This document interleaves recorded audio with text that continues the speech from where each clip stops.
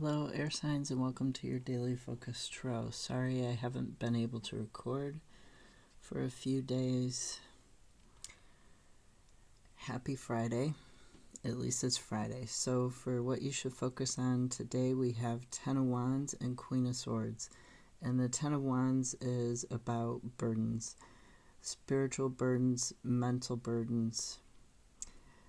Burdens that have to do with your core, right? With who you think you are as a person, who you are on a soul level, with your unconscious. Why is it doing that? Sorry. Not sure why my phone kept having that issue with the focus.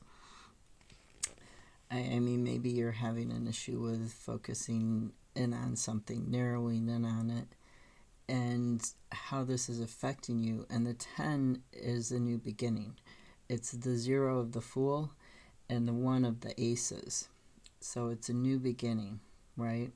And the beginning has to do with you dropping these burdens that you're carrying on your back in regards to like things that hurt you on an emotional and a spiritual level, that hurt your soul.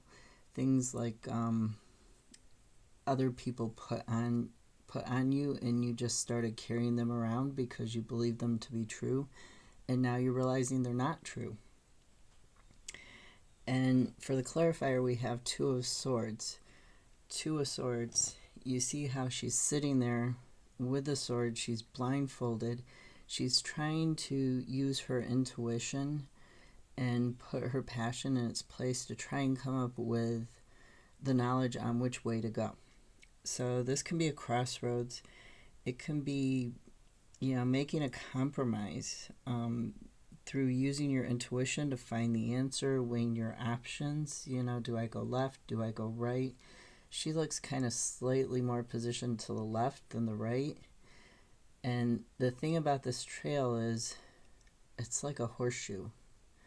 And we can't see that there's a trail behind her. In fact, it looks like there isn't because there's a rock there. So she's kind of come to this point in the trail, and she's like, do I stay on it or do I go off it? Do I just go wandering in the woods without any path?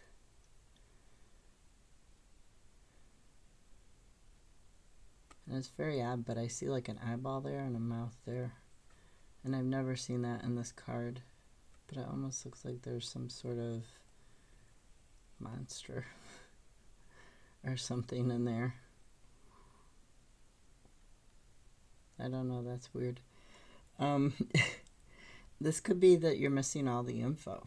You don't have all the information you need to drop these burdens yet. But to me, it's more like,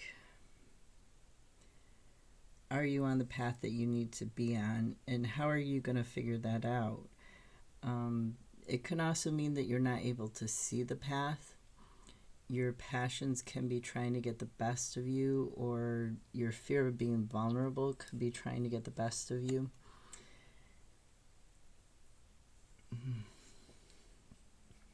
So you're really struggling with dropping these burdens, but you're going to have to make a choice. You're going to have to find out more info, like take the blindfold off and really look at the situation from a third person point of view, like without your emotions being involved in it, without your passions being involved in it.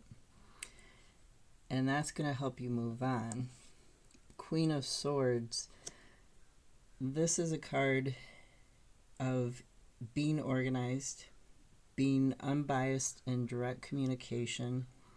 She is independent, she has knowledge, she has resilience, and she has the power to see opportunities very clearly that other people cannot see, that other people are blinded to. So part of this dropping your Ten of Wands is getting this clarity, figuring out these opportunities, setting these boundaries, like I said, being direct in your communication, being organized.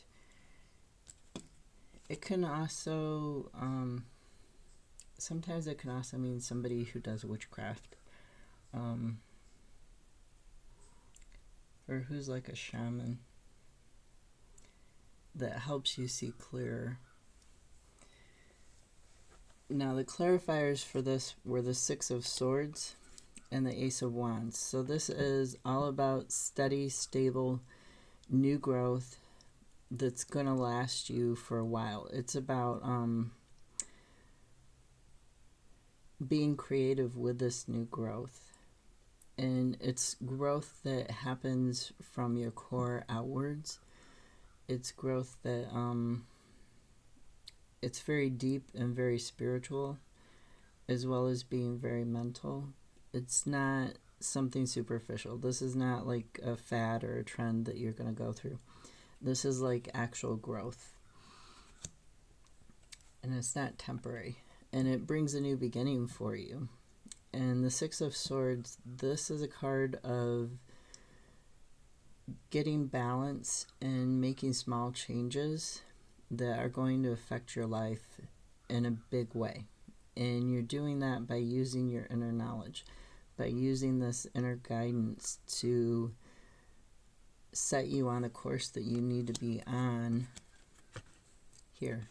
It's setting you on the course to have this new beginning, to drop these wands and have the new beginning with the wands. So really think about, where is there an opportunity to change for me? Where can I set boundaries and be more direct for my own benefit, to get out of the chaos that's in my life and to get to, something that's more stable for me, something that's calmer, something that actually doesn't make me feel burdened, doesn't make me feel stagnant, but actually makes me feel like I'm growing, like I have this ability to do stuff. I know how to do stuff. I see these opportunities, but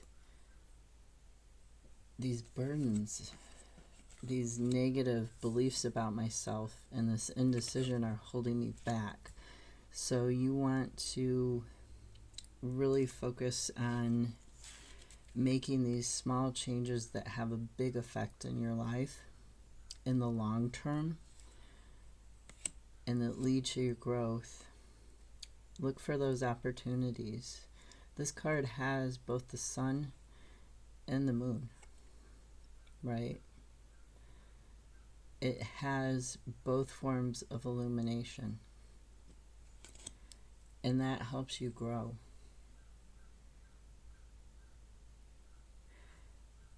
I'll see you tomorrow. Have a great Friday.